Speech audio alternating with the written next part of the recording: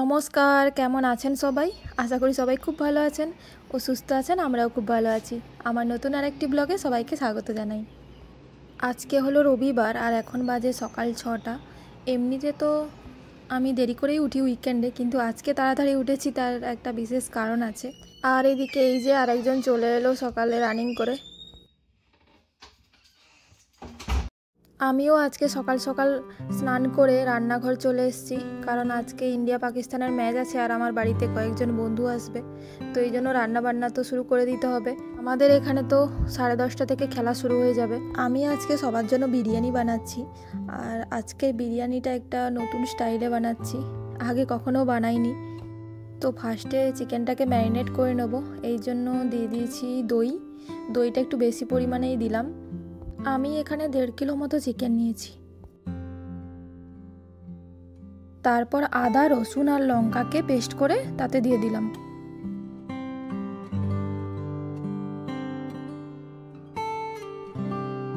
এরপরে একে একে মশলাগুলো দিয়ে দিচ্ছি।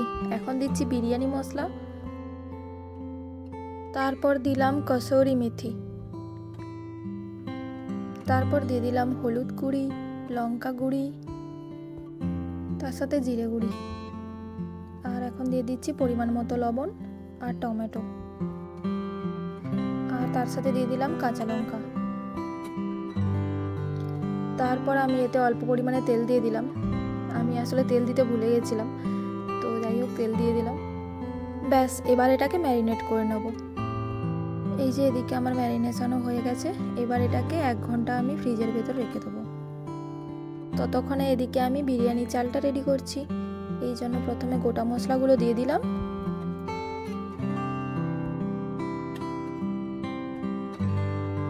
তারপর এতে দিয়ে দিলাম লেবু, তেল আর পরিমাণ মতো লবণ। আর এই যে এদিকে আমি চালটাকে ধুয়ে 15 মিনিট মতো ভিজিয়ে রেখেছিলাম। তারপর পুরো চালটাকে আমি ঢেলে দেব।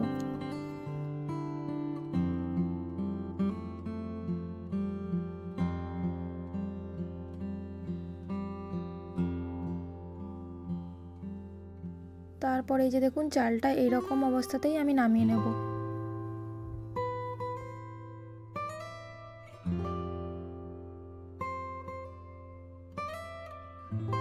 আর এদিকে আমি বেরেস্তা বানানোর পেঁয়াজও ভেজে নিচ্ছি।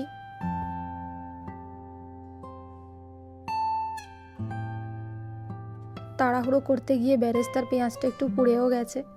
বিরিয়ানিতে তো অনেক ধরনেরই ড্রাই ফ্রুটস দেওয়া যায়, আমি এখানে কাজু দিচ্ছি, এই কারণে কাজুটাকে একটু হালকা ফ্রাই করে নিচ্ছি। অনেকজনের বিরিয়ানি বানাচ্ছি, তো এই কারণে আমি এই অ্যালুমিনিয়ামের কন্টেনারেই বানাবো। তো ফার্স্টে তেল দিয়ে দিলাম, তারপর তেলটাকে ভালো করে পুরোটাকে স্প্রেড করে দিলাম।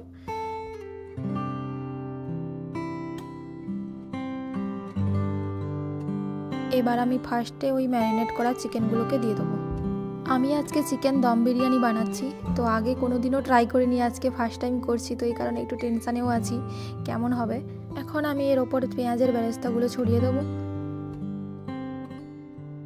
এর ওপরেই দিয়ে দিচ্ছি কাজু।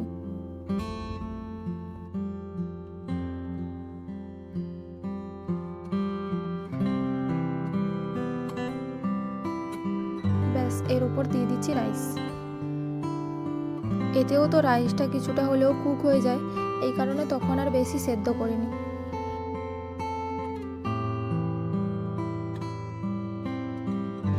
এই যে পুরো রাইসটা দেয়া হয়ে গেছে, এখন আমি উপরে দিয়ে দিচ্ছি বিরিয়ানি মশলা।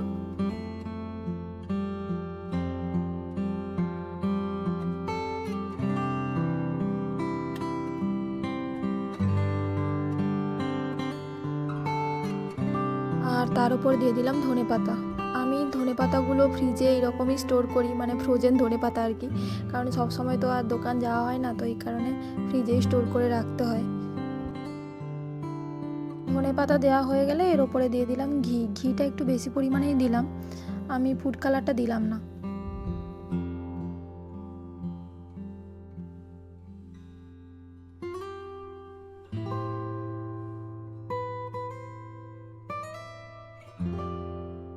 সমস্ত কিছু কমপ্লিট হয়ে গেছে, এখন একটা ফয়েল পেপার দিয়ে আমি পুরোটাকে কভার করে দিলাম।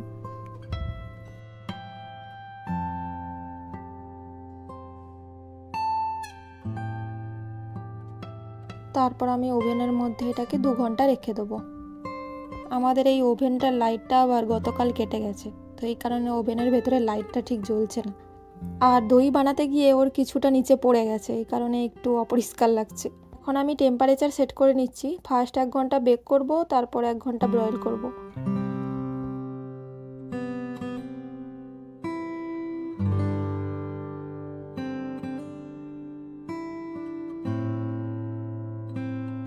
এদিকে আমাদের সেটআপও রেডি, আর বৃষ্টির জন্য খেলাও পিছিয়ে গেছে, তো ভালোই হয়েছে। তাহলে আমার রান্নাবান্নাও হয়ে যাবে এর মধ্যে। এদিকে আমাদের বন্ধুরাও চলে এসছে, আর এই যে ওরা সবার জন্য পিৎজা এনেছে, আর সবাই খাওয়া শুরুও করে দিয়েছে।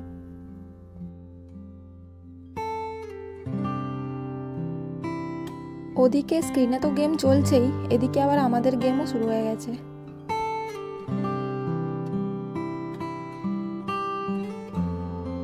এদিকে 2 ঘন্টাও হয়ে গেছে, এবার আমি বিরিয়ানিটা বের করে নেব।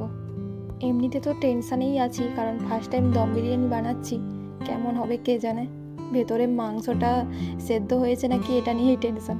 মশলা তো ভালোভাবেই কুক হয়েছে দেখলাম, দম বিরিয়ানির আবার স্মেলটা খুবই ভালো। এবার দেখতে হবে ভেতরে চিকেনগুলো ঠিকঠাক কুক হয়েছে নাকি।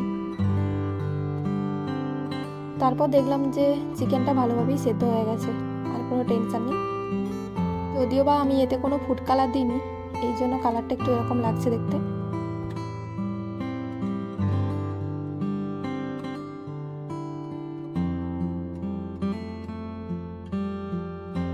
এবার আমি একটা রায়তা বানাবো, এই জন্য ফার্স্টে দই নিয়ে নিয়েছি।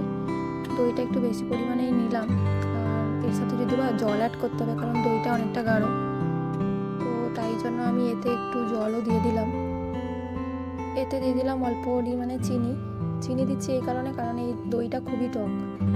আর এর সাথে দিয়ে দিলাম অল্প পরিমাণে লবণ, দিয়ে ভালো করে মিক্স করে নিচ্ছি। তারপর এর সাথে একে একে অ্যাড করে দিলাম গাজর, শসা, পেঁয়াজ আর কাঁচা লঙ্কা।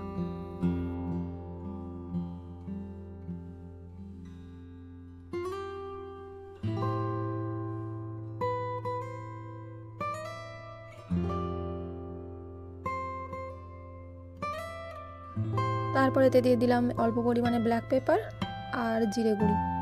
এর সাথে চাট মশলাটা দিতে হতো, তাহলে টেস্টটা আরও ভালো হতো, কিন্তু আমার বাড়িতে চাট মশলা শেষ হয়ে গেছে। এই যে ফাইনালি আমার লাঞ্চ রেডি।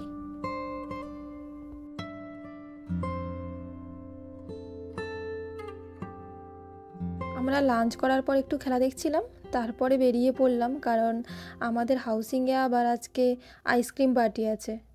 অন্য কিছু পার্টি থাকলে যেতাম না, কিন্তু যেহেতু আইসক্রিম পার্টি তাই মিস করা যাবে না, তো এই কারণে মেল আসার সাথে সাথেই আমরা বেরিয়ে পড়লাম।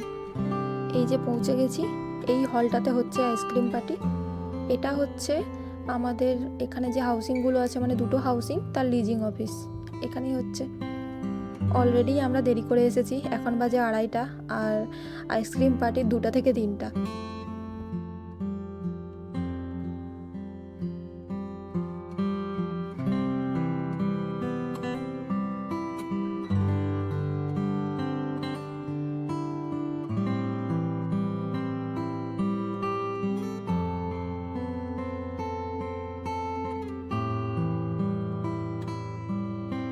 এই যে আমি 2টো নিয়ে নিয়েছি, শুভেন্দু তো খাবে না, তো 2টোই আমার।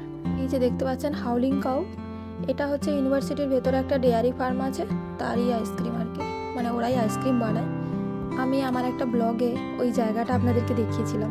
তো এখানে আমাদের আইসক্রিম খাওয়া শেষ, তো আমরা এখন চলে যাচ্ছি বাড়ি। তো যাওয়ার আগে এখানে একটা জিম আছে, আপনাদেরকে দেখাই।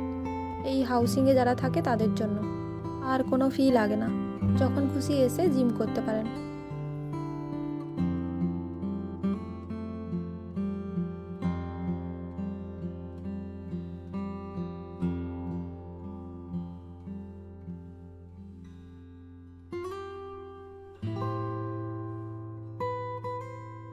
আজকে আবার বাইরে একটু গরম পড়েছে, এই কারণে এই আইসক্রিমটা খুবই দরকার ছিল। এই যে একটাকে খেয়েছি, আর একটাকে নিয়ে যাচ্ছি বাড়ি, খেয়ে যাচ্ছি আর কি। আমরা টেক্সাস যাওয়ার আগে এখানে আরও 2টো আইসক্রিম পার্টি আছে। আমরা তাড়াতাড়ি করে বাড়ি যাচ্ছি, কারণ গিয়ে আবার খেলা দেখতে হবে, এখনও শেষ হয়নি।